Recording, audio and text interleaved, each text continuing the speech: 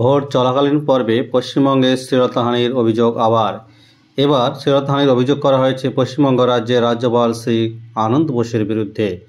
তার নিজস্ব রাজভবনে কর্মরত এক মহিলার সঙ্গে তিনি শ্লীলতাহানি করেছেন বলে অভিযোগ করা হয়েছে। এই নিয়ে রাজ্য রাজনীতিতে তোলপাড় শুরু হয়ে গেছে। রাজ্যপাল তার বিরুদ্ধে নারী নির্যাতনের অভিযোগ, যে রাজ্যপাল নাকি বলেন তিনি পিস রুম করছেন, সেই পিস রুম কি আসলে নারী সম্মানের পিস হ্যাভেন হয়ে গেছে? গুরুতর অভিযোগ। সে অভিযোগ হচ্ছে শ্লীলতাহানির।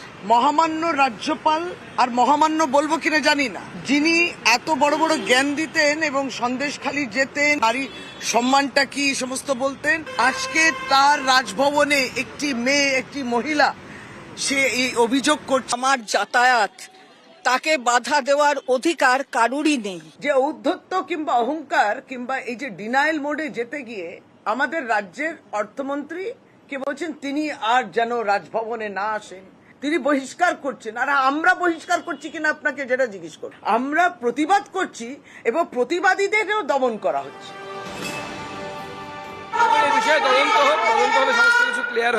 টিএমসির রাজনীতি এখন মাটিতে নেমে গেছে, এটা নতুন নয়, আমরাও জানতাম এই ধরনের চক্রান্ত চলছে, আর সেটা আজকে প্রকাশ্যে এসেছে।